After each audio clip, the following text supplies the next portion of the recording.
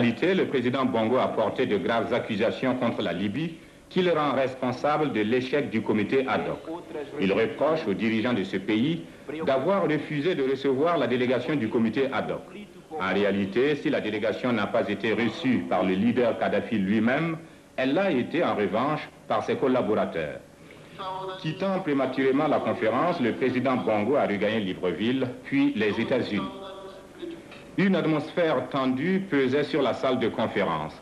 Il s'y dégageait comme un certain malaise, une sorte de conspiration inavouée, une véritable fronde anti-libyenne. Le président Hissène Habré, qui participe pour la première fois à un sommet de l'OUA, avait le beau rôle. Il a réitéré son accusation contre la Libye, qui occupe selon lui 500 000 km² du territoire tchadien. Le président Kenneth Kaunda de Zambie, 63 ans, qui vient de succéder pour un an au président Sassou Nguesso du Congo à la tête de l'OUA, dirigeait les débats. Il avait déjà occupé cette charge en 1964, alors qu'il était le plus jeune président africain. L'intervention libyenne, peu musclée, n'a pu rallier les chefs d'État à sa cause. Dès lors, Hissène Habré et sa délégation pouvaient savourer leur triomphe du moment. Au milieu d'une salle acquise à la cause du Tchad, deux voix se sont élevées pour apporter leur contribution positive au débat, entaché visiblement de partialité. D'abord, celle du président Didier Ratsirac de Madagascar, qui a proposé soit la création d'un nouveau comité ad hoc, soit la présentation du dossier à la Cour internationale de justice de l'Haye.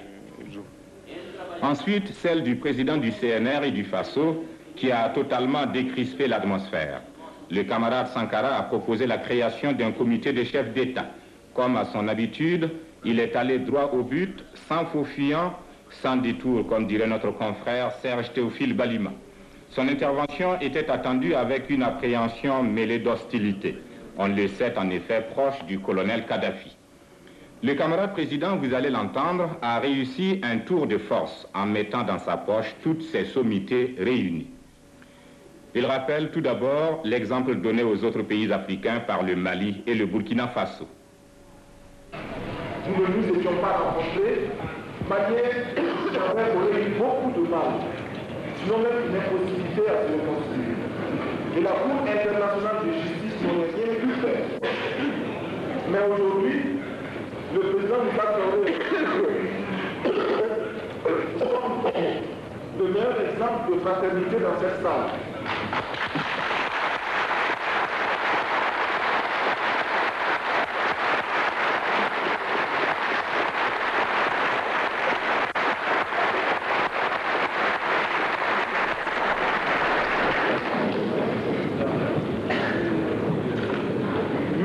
Nous téléphonons régulièrement pour savoir s'il a reçu de la pluie.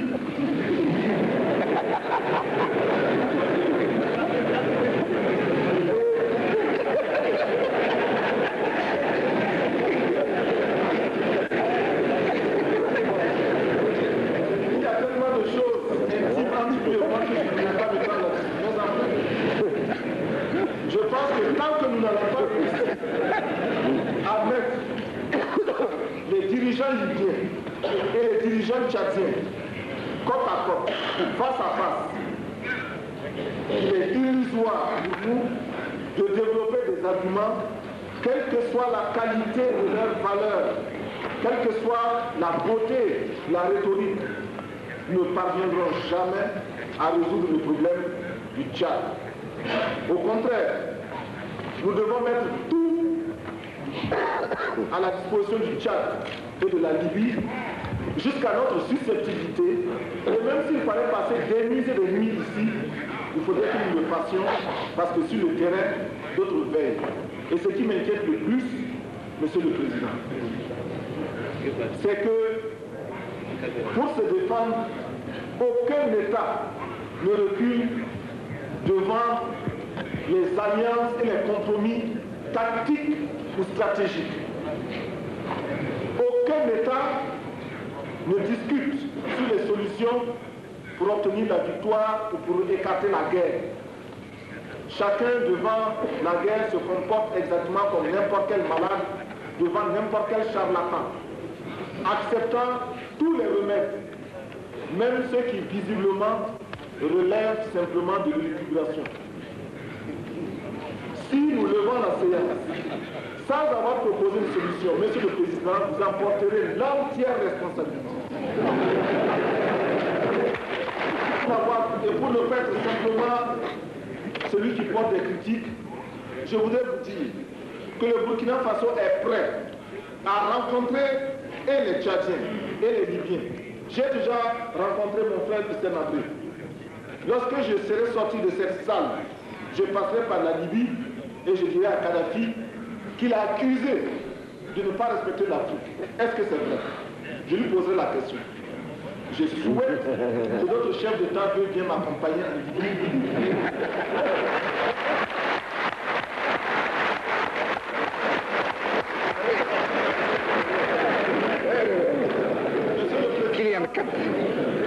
C'est la proposition modeste que nous voulons faire en attendant que vous et moi, nous puissions nous rendre à Pretoria parce que nous avons une déclaration à faire là-bas. Je vous remercie.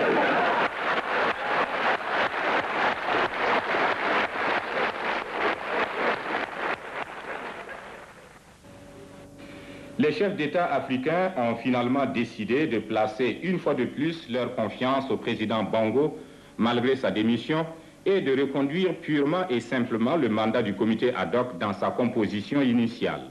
Ce comité comprend, rappelons-le, l'Algérie, le Cameroun, le Gabon, le Nigeria, le Mozambique et le Sénégal.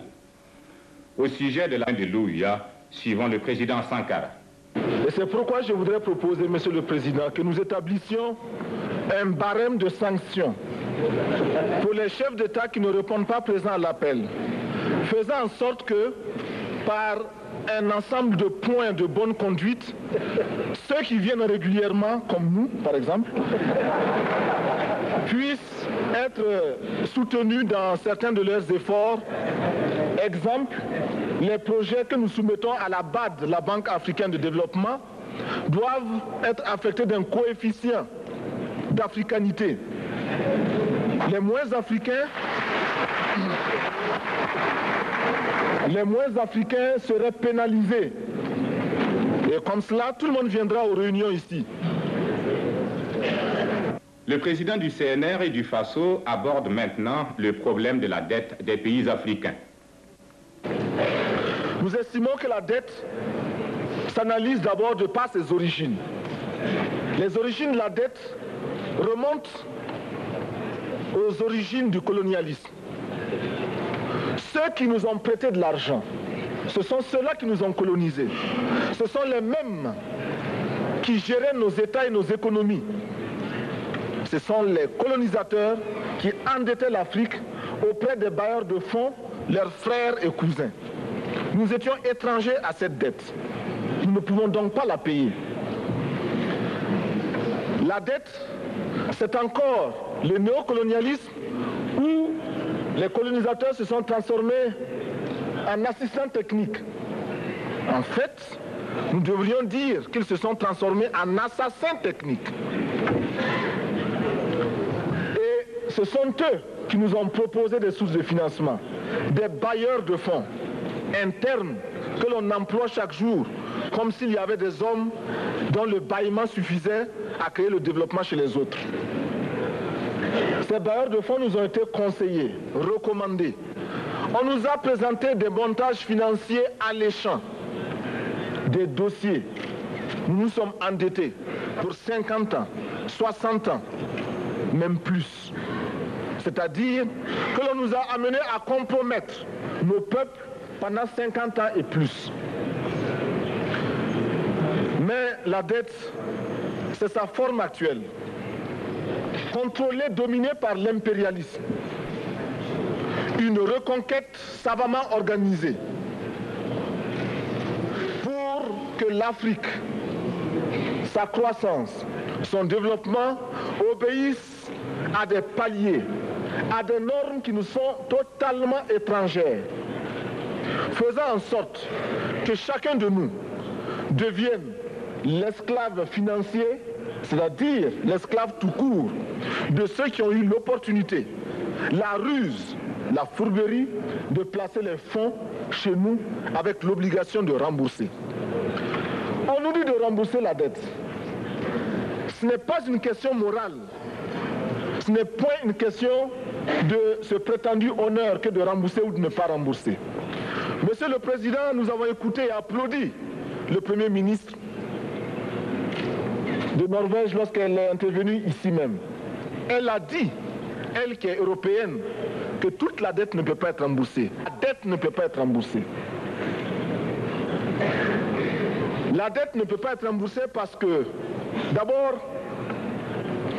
si nous ne payons pas, nos bailleurs de fonds ne mourront pas. Soyons-en sûrs. Par contre, si nous payons, c'est nous qui allons mourir. Soyons-en sûrs également. Ceux qui nous ont amenés, ceux qui nous ont conduits à l'endettement, ont joué comme dans un casino. Tant qu'ils gagnaient, il n'y avait point de débat. Maintenant qu'ils ont perdu au jeu, ils nous exigent le remboursement. Et l'on parle de crise. Non, Monsieur le Président, ils ont joué, ils ont perdu, c'est la règle du jeu. La vie continue.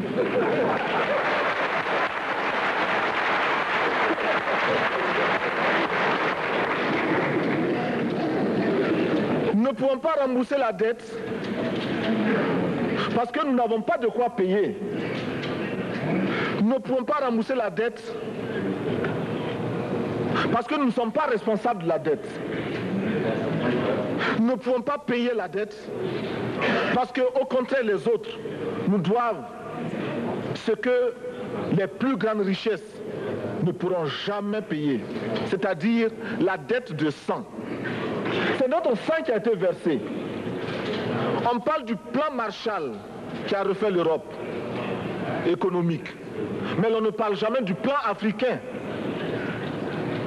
qui a permis à l'Europe de faire face aux hordes hitlériennes lorsque leur économie était menacée, leur stabilité était menacée. Qui a sauvé l'Europe? C'est l'Afrique. On en parle très peu. On en parle si peu que nous ne pouvons pas, nous, être complices de ce silence ingrat. Si les autres ne peuvent pas chanter nos louanges, nous avons au moins le devoir de dire que nos pères furent courageux et que nos anciens combattants ont sauvé l'Europe et finalement ont permis au monde de se débarrasser du nazisme. La dette, c'est aussi la conséquence des affrontements. Et lorsque l'on nous parle aujourd'hui de crise économique, l'on oublie de nous dire que la crise n'est pas venue de façon subite. La crise existe de tout temps. Et elle ira en s'aggravant chaque fois que les masses populaires seront de plus en plus conscientes de leurs droits face aux exploiteurs. Il y a crise aujourd'hui parce que les masses refusent que les richesses soient concentrées entre les mains de quelques individus.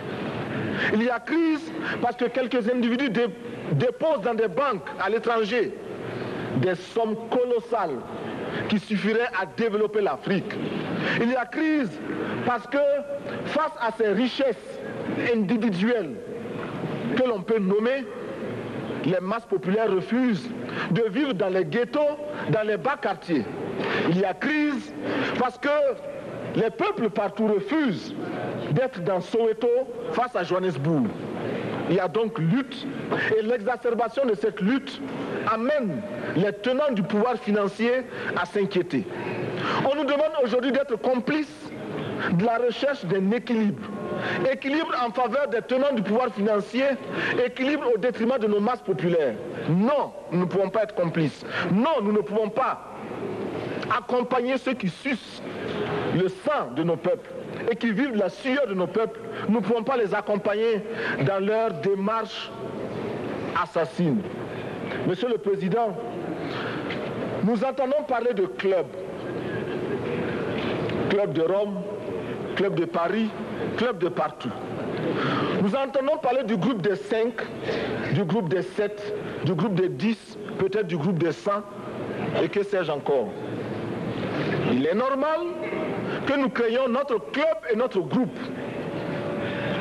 Faisons en sorte que dès aujourd'hui, Addis Abeba devienne également le siège, le centre d'où partira le souffle nouveau, le club d'Addis Abeba. Nous avons le devoir aujourd'hui de créer le front uni d'Addis Abeba contre la dette. Ce n'est que de cette façon que nous pourrons dire aux autres, en refusant de payer la dette, nous ne venons pas dans une démarche belliqueuse. Au contraire, c'est dans une démarche fraternelle pour dire ce qui est. Du reste, les masses populaires en Europe ne sont pas opposées aux masses populaires en Afrique. Mais ceux qui veulent exploiter l'Afrique, ce sont les mêmes qui exploitent l'Europe. Nous avons un ennemi commun. Donc, notre club parti d'Addis Abeba devra également dire aux uns et aux autres que la dette ne saurait être payée.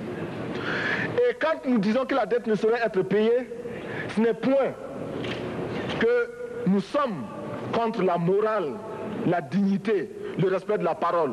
Parce que nous estimons que nous n'avons pas la même morale que les autres. Entre le riche et le pauvre, il n'y a pas la même morale. La Bible, le Coran, ne peut pas servir de la même manière celui qui exploite le peuple et celui qui est exploité. Il faudrait alors qu'il y ait deux éditions de la Bible et deux éditions du Coran.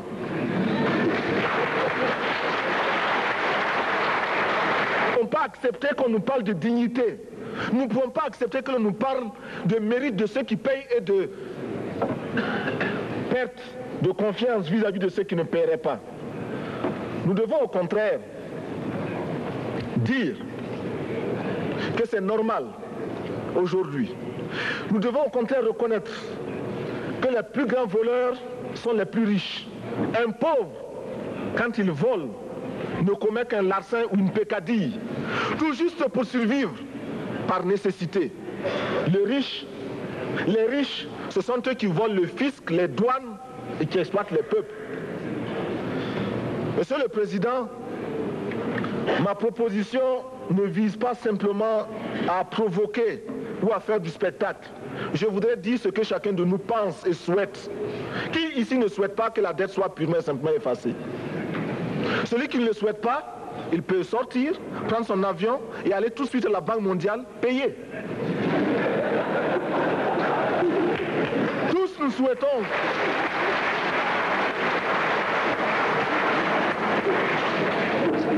ma proposition n'est pas non plus, je ne voudrais pas que l'on prenne la proposition du Burkina Faso comme celle qui viendrait de la part de jeunes sans maturité, sans expérience. Je ne voudrais pas non plus que l'on pense qu'il n'y a que les révolutionnaires à parler de cette façon. Je voudrais que l'on admette que c'est simplement l'objectivité et l'obligation. Et je peux citer, dans les exemples de ceux qui ont dit de ne pas payer la dette, des révolutionnaires comme des non-révolutionnaires, des jeunes comme des vieux. Je citerai par exemple, Fidel Castro a déjà dit de ne pas payer. Il n'a pas mon âge, même s'il est révolutionnaire. Mais je pourrais citer également François Mitterrand, qui a dit que les pays africains ne peuvent pas payer, les pays pauvres ne peuvent pas. Je pourrais citer Madame le Premier ministre. Je ne connais pas son âge et je m'en voudrais de le lui demander. Mais c'est un exemple. Je voudrais citer également le président Félix Houphouët-Boigny. Il n'a pas mon âge. Cependant, il a déclaré officiellement, publiquement, qu'au moins pour ce qui concerne son pays, la Côte d'Ivoire ne peut pas payer. Or, la Côte d'Ivoire est classée parmi les pays les plus aisés d'Afrique, au moins d'Afrique francophone. C'est pourquoi d'ailleurs il est normal qu'elle paye plus en contribution ici. Mais, Monsieur le Président, ce n'est donc pas de la provocation. Je voudrais que très sagement, vous nous offriez des solutions. Je voudrais que notre conférence adopte la nécessité de dire clairement que nous ne pouvons pas payer la dette. Non pas dans un esprit belliqueux, belliciste. Ceci pour éviter que nous n'allions individuellement nous faire assassiner. S'il le Burkina Faso tout seul refuse de payer la dette, je ne serai pas là à la prochaine conférence. Par contre, avec le soutien de tous, dont j'ai besoin,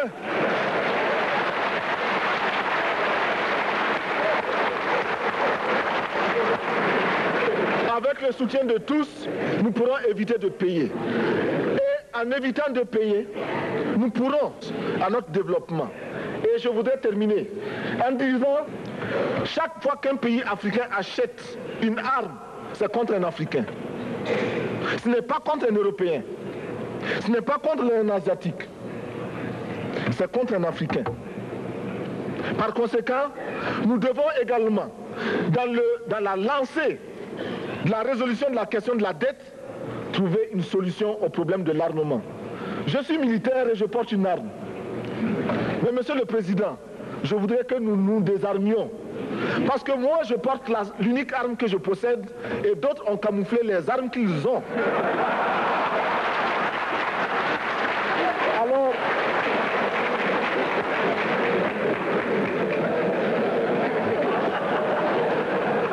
Alors, chers frères, avec le soutien de tous, nous pourrons faire la paix chez nous. Nous pourrons également utiliser ces immenses potentialités pour développer l'Afrique, parce que notre sol, notre sous-sol sont riches. Nous avons suffisamment de bras et nous avons un marché immense, très vaste, du nord au sud, de l'est à l'ouest. Nous avons suffisamment de capacités intellectuelles pour créer, ou tout au moins prendre la technologie et la science partout où nous pourrons les trouver. Monsieur le Président, faisons en sorte que nous mettions au point ce front uni d'Addis Abeba contre la dette. Faisons en sorte que ce soit à partir d'Addis Abeba que nous décidions de limiter la course aux armements entre pays faibles et pauvres. Les gourdins et les coutelas que nous achetons sont inutiles. Faisons en sorte également que le marché africain soit le marché des Africains. Produire en Afrique, transformer en Afrique et consommer en Afrique. Produisons ce dont nous avons besoin et consommons ce que nous produisons au lieu d'importer. Le Burkina Faso est venu vous exposer ici la cotonnade produite au Burkina Faso, tissée au Burkina Faso, cousue au Burkina Faso pour habiller les Burkinabés. Ma délégation et moi-même, nous sommes habillés par nos tisserands, nos paysans. Il n'y a pas un seul fil qui vienne de l'Europe ou de l'Amérique.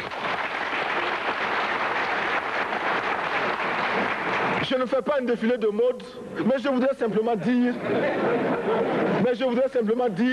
que nous devons accepter de vivre africain. C'est la seule façon de vivre libre et de vivre digne. Je vous remercie, Monsieur le Président. La patrie ou la mort, nous vaincrons.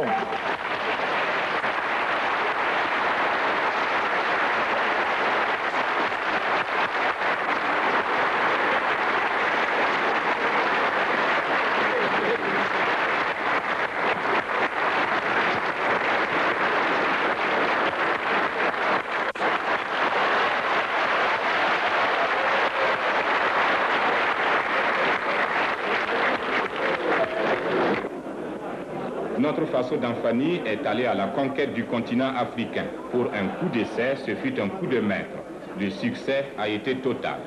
La camarade Ouedraogo, née Jeanne Koulibaly, nageait dans le bonheur. Elle vient de réussir une percée fantastique. Dans un premier temps, nous sommes venus ici pour faire connaître d'abord les produits burkinabés, mais arrivés sur place ici à Africa Hall, nous nous sommes rendus compte que les gens étaient plutôt intéressés par l'achat. Donc en venant, nous n'avons amené que quelques petits échantillons. Mais vu l'affluence, vu la forte demande qui s'est présentée à nous, nous étions obligés d'envoyer rapidement un téléx au Burkina Faso pour demander encore qu'on nous vienne en renfort. C'est ainsi que j'ai reçu près de 200 à 300 sacs, vous êtes à 300 pailles. Vous êtes témoin de ce qui se passe présentement ici. C'est presque la lutte pour avoir une tenue Faso d'Anfani et les pailles aussi. Faso d'Anfani a damé le pion à un stand éthiopien de vêtements, son voisin et rival, déserté par la clientèle. Madame Gertrude Mensa, traductrice à l'OUA, s'est déclarée intéressée. Lorsque nous avons entendu parler du Faso d'Anfani, on n'avait pas compris qu'il y avait toutes ces variétés de tissus. Et c'est la première fois que je vois une exposition de Faso d'Anfani et je suis très intéressée. J'ai choisi pas mal d'échantillons que je vais faire commander au Burkina Faso. Et je les ferai, ils me les feront parvenir par des amis ici à Addis Abeba. Et je pense qu'on pourra faire quelque chose de vraiment très joli avec, surtout pour les femmes. Le 23e sommet de l'OUA a convenu d'une conférence économique en septembre prochain pour étudier les moyens d'alléger le fardeau de la dette des pays africains, dette qui s'élève à environ 175 milliards de dollars. Pendant son discours inaugurant son mandat, le président Kaunda a demandé à ses pairs de s'engager à édifier une communauté économique continentale à l'horizon 2000 et à réaliser l'indépendance et la libération totale de l'Afrique du Sud et de la Namibie. Le 23e sommet de l'OUA a fustigé l'attitude de certains pays occidentaux, notamment les États-Unis, la Grande-Bretagne et la République fédérale d'Allemagne, qui refusent de voter au Conseil de sécurité de l'ONU les sanctions globales et obligatoires contre l'Afrique du Sud. Le 23e sommet de l'OUA a élu son bureau qui comprend, outre la Zambie qui en assure la présidence, 9 autres pays qui se partagent les vice-présidences. Ce sont l'Éthiopie, le Burkina Faso, le Rwanda, la Tanzanie, le Mozambique, le Ghana, la Tunisie, le Tchad et le Nigeria. Le sommet s'est penché sur le renouvellement des mandats des secrétaires généraux adjoints de l'OUA, des postes apparemment sans enjeu et qui pourtant suscitent de l'intérêt. L'Égypte s'est portée candidate et n'a pas hésité à faire le déplacement à Addis Abeba avec une très forte délégation de 270 membres. L'Algérie occupe ce poste depuis une vingtaine d'années et s'y accroche. Allez savoir ce qui se cache derrière. Quant au poste de directeurs généraux de l'UNESCO et de la FAO, M. Matarombo et Saouma sont venus solliciter l'appui des pays africains en vue des prochaines échéances. Le Sénégalais Mbo s'abstient de déclarer sa candidature et attend que les chefs d'État le proposent. Le candidat mauritanien, M. Baba Miskin, est lui aussi intéressé par le poste. À la FAO, la course est engagée entre l'actuel directeur général, le Libanais Edouard Saouma, et le Béninois Moïse Mensa.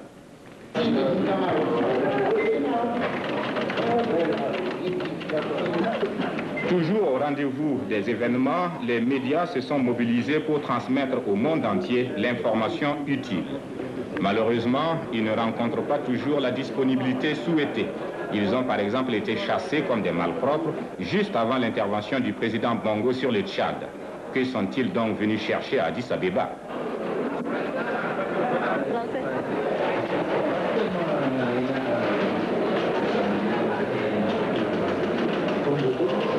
En dehors des réunions officielles, les chefs d'État prennent de nombreux contacts entre eux. Les travaux de fond se mènent à ce niveau. Pour sa part, le président Sankara a eu de nombreux entretiens avec plusieurs personnalités. Il a rencontré le président Omar Bongo du Gabon, Chadli Benjedid d'Algérie, le secrétaire général de l'ONU, Sam Noujema de la SWAPO, Simeon Aké, ministre des Affaires étrangères de Côte d'Ivoire, le président de la République arabe sahraoui démocratique, Hissène Habré du Tchad, Mengistu Haïlé Mariam d'Éthiopie, Didier Rassirak de Madagascar. À l'issue de leur entretien, les deux présidents se sont prêtés aux questions de la presse malgache et burkinabé. Le président malgache a laissé entendre qu'il effectuerait un jour une visite au Burkina Faso. J'irai un jour, mais il faut que j'en ai les moyens. Vous savez, moi, quand je voyage à l'extérieur, souvent, c'est l'Union soviétique, par exemple, qui me prête un avion, c'est le président Kim Il-sung de la Corée du Nord qui me prête un avion. Je n'ai pas les moyens de certains pays qui ont des ressources pétrolières pour aller visiter. J'aurais bien voulu, moi, faire un tour dans l'Afrique de l'Ouest, visiter le Burkina, le Ghana, le Bénin, etc. Mais je vous promets que je viendrai un jour. Fidèle à l'engagement pris devant ses pairs, le camarade président du CNR et du Faso s'est envolé avant la fin du sommet à destination de la Libye pour rencontrer le colonel Kadhafi. Il a fait escale à Koufra, ville libyenne de 30 000 habitants où il a été accueilli par les structures populaires locales. Koufra se trouve à 1700 km de Tripoli Et sur cette distance, la Libye a construit un aéroport tous les 300 km. À Sirte, le président Sankara et le colonel Kadhafi se sont entretenus longuement. Le différend tchado-libyen a été, vous vous en doutez, au centre de la conversation. Le Burkina Faso a rempli son devoir vis-à-vis de l'Afrique.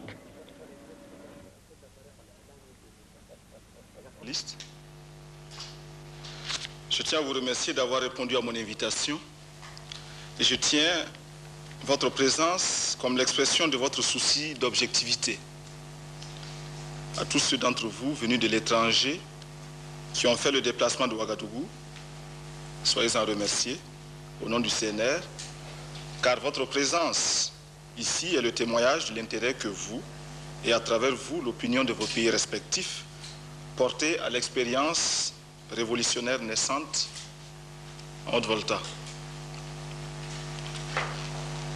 Témoin privilégié de par votre profession de l'évolution politique de la Haute-Volta, depuis le coup d'État du 7 novembre 1982, vous avez tous suivi les étapes du CSP jusqu'au 17 mai dernier.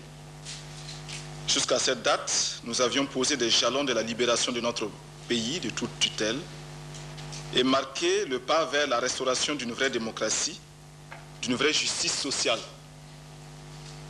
Ces objectifs auxquels le peuple voltaïque avait adhéré sans réserve, nous pensions les faire partager par tous, par la voie du dialogue,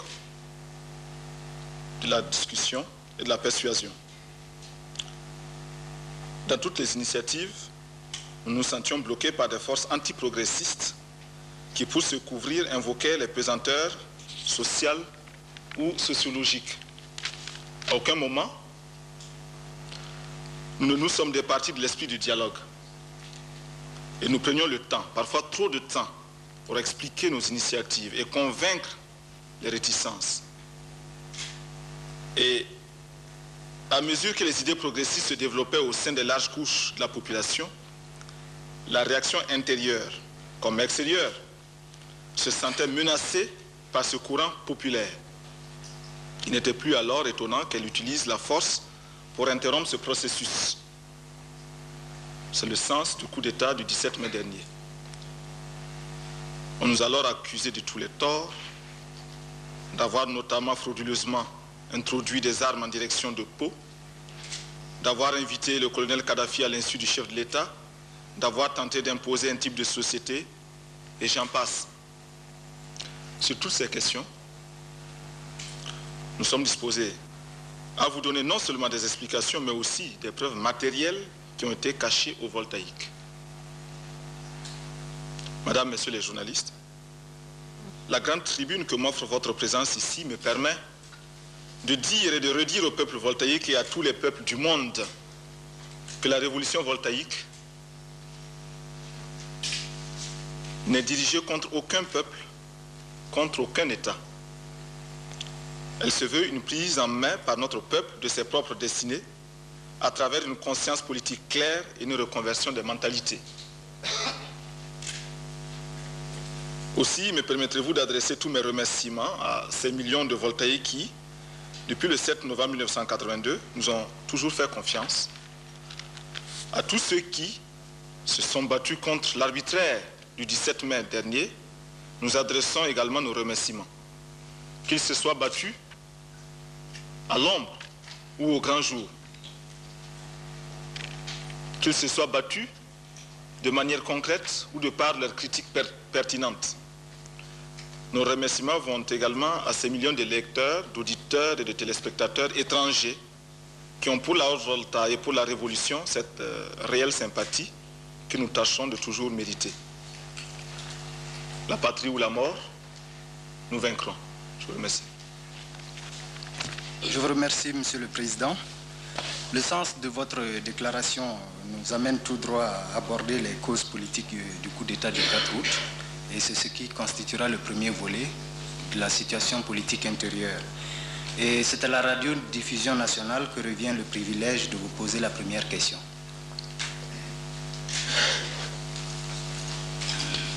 Dan Noël de la radiodiffusion télévision voltaïque. Monsieur le Président, le 4 août est perçu par certains comme étant une action revancharde à l'encontre des tenants du pouvoir après le 17 mai. Alors, comment présentez-vous cette action et aussi la politique future du Conseil national de la Révolution?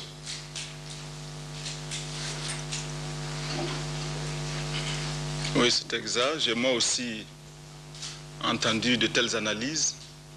Mais enfin, il faut considérer que pour certaines personnes, le problème du peuple voltaïque se pose simplement en termes de clan. Et qu'il faut considérer aussi qu'il est tout à fait normal pour certains de voir dans chaque action des actions revanchardes, des reprises, des retours, etc. Pour nous, nous pensons que le 4 août est simplement l'aboutissement, la concrétisation d'une volonté populaire que vous avez pu suivre ici en Volta. Du reste, nous disons que tous ces voltaïques qui se sont mobilisés à Ouagadougou et ailleurs, après ce fameux coup d'État du 17 mai dernier, tous ces voltaïques ne se sont pas mobilisés simplement à cause du capitaine Sankara et de ses camarades, mais à cause d'un processus auquel ils étaient très attachés, processus de libération du peuple voltaïque pour qu'il prenne son destin, son développement en main. Ils se sont battus parce qu'ils n'admettaient pas la gifle infligée au peuple voltaïque. Ils se sont battus parce qu'il y avait comme une trahison des intérêts du peuple voltaïque, trahison aussi qu'ils ne pouvaient pas admettre. S'il y a revanche, il y a revanche du peuple contre la réaction qui s'était retrouvée autour de quelques hommes, de quelques individus. Mais il n'y a pas revanche entre un groupe et un autre. Monsieur le Président, si vous permettez, il y a la politique future, comme je l'ai posé en deuxième partie de cette question. Comment vous la présentez, la politique future donc du Conseil national de la Révolution? La politique future, nous aurons l'occasion de la développer d'un point de vue idéologique, d'un point de vue politique également. Et vous me permettrez de ne pas insister sur cette question pour l'heure. Néanmoins, je puis vous dire d'ores et déjà que nous envisageons cette politique de manière révolutionnaire. Serge Théophile Balima, Volta Vision. Monsieur le Président, le CNR est-il une continuation du CSP d'avant le 17 mai? Le CNR, continuation du CSP. D'avant le 17 mai, vous avez eu cette présence d'esprit de rectifier, enfin de préciser, je vous remercie. Nous sommes d'accord, nous affirmons que le CNR est une continuation du CSP d'avant le 17 mai et un dépassement de ce CSP. C'est ce CSP d'avant le 17 mai qui nous a permis de nous lier au peuple voltaïque, de l'amener à s'exprimer et à nous dire quelles étaient ses aspirations sincères et profondes, de les connaître, ces aspirations, et de définir à partir de ce moment une politique, celle du CSP de l'époque, qui devait progressivement amener le peuple voltaïque à prendre, à assumer réellement le pouvoir à son profit. Vous savez que ce CSP d'avant le 17 mai a pris fin avec précisément le 17 mai. C'est-à-dire que quelque part, quelqu'un a trahi le peuple, et cette trahison s'est opérée le 17 mai.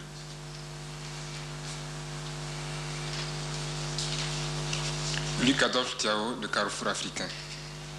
Monsieur le Président, lors d'un entretien que vous avez eu avec les journalistes de Carrefour Africain, alors que vous étiez Premier ministre, vous aviez dit que le CSP cherchait une stratégie pour mettre fin au putsch militaire en Haute-Volta. Maintenant que vous présidez aux destinées du peuple voltaïque, pensez-vous que le CNR peut être la dernière percée de l'armée dans les affaires politiques de l'État voltaïque?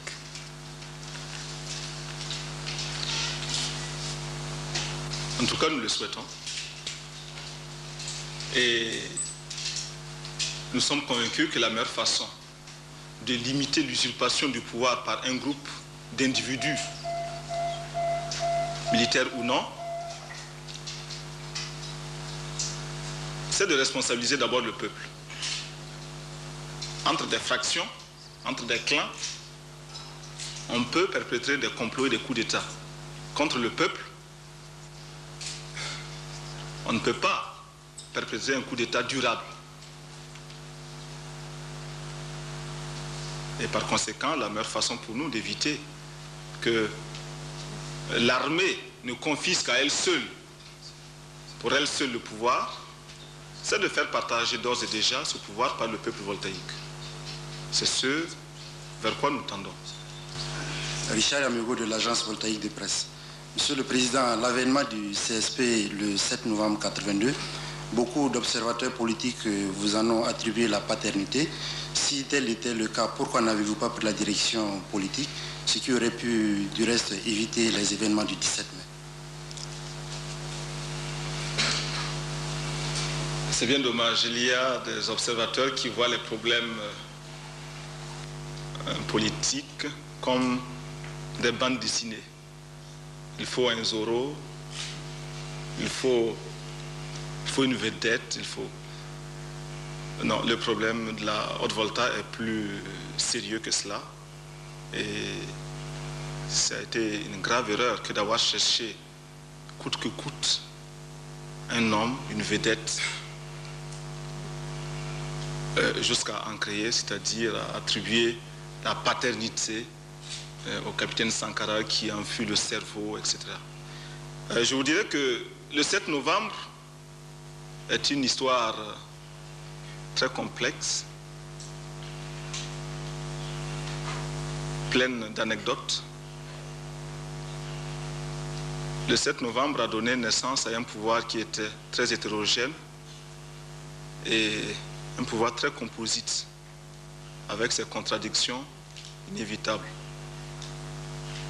Le 7 novembre, mes camarades et moi, tous nos efforts ont contribué, tous nos efforts cherchaient à empêcher le déroulement de ce coup d'État. C'est curieux, mais nous n'étions à Ouagadougou que par coïncidence. C'est curieux, mais nous avions tout fait auprès de ceux qui avaient intérêt à ce que ce 7 novembre ait lieu, pour qu'ils abandonnent leur projet. Mais vous comprenez que la vision des problèmes politiques n'est pas la même pour tous. Pour certains, il suffit d'avoir les armes, d'avoir avec soi quelques unités, et on prend le pouvoir.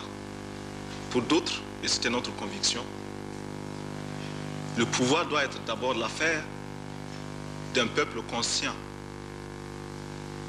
Par conséquent, les armes ne constituaient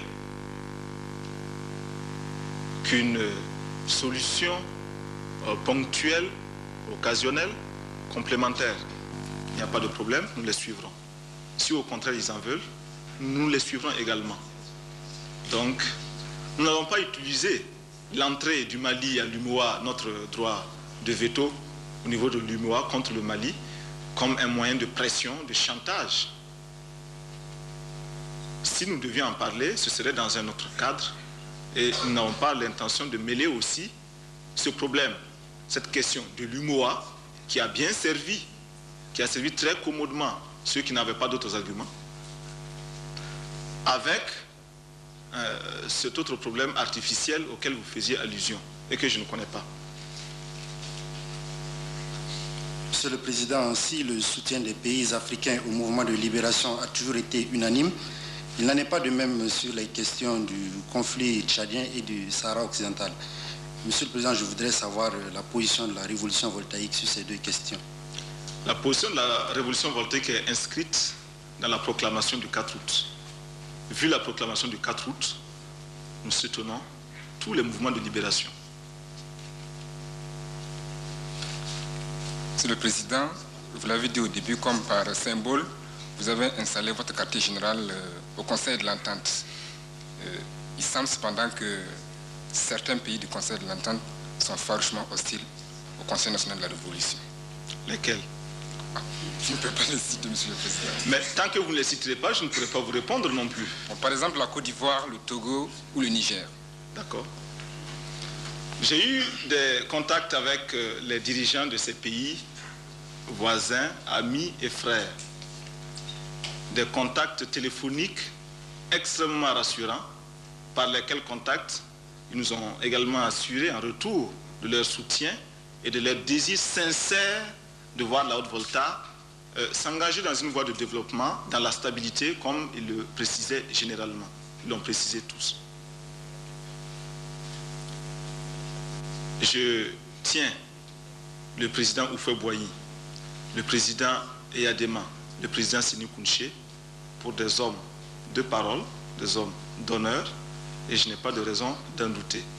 Si maintenant il y a des signes d'hostilité, comme vous le dites, il faudrait qu'avec ce que je viens de vous déclarer, vous vous posiez la question aux dirigeants de ces pays pour savoir pourquoi, malgré de telles déclarations, il y a malgré tout des signes d'hostilité contre la Haute-Volta.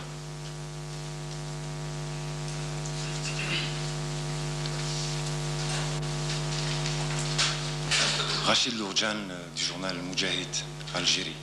Donc je suis avec mon collègue de Algérie Presse Service, représentant d'un pays arabe et africain. Et je souhaiterais, Monsieur le Président, que vous consacriez un mot sur vos rapports avec le monde arabe et vous demander comment vous souhaitez-vous voir fonctionner la coopération arabo-africaine et comment la Haute-Volta, du point de vue de la Haute-Volta bien sûr, comment la Haute-Volta envisage cette coopération. Les peuples arabes et les peuples africains sont des peuples qui ont le même combat.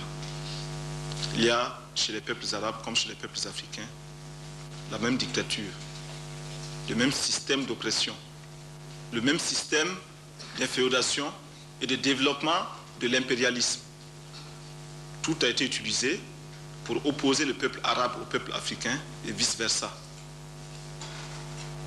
Je ne citerai pas de ville, mais vous avez ces expériences d'arabes et de noirs, d'arabes et de nègres qui s'empoignent régulièrement parce que cela peut alimenter les colonnes de certaines presses.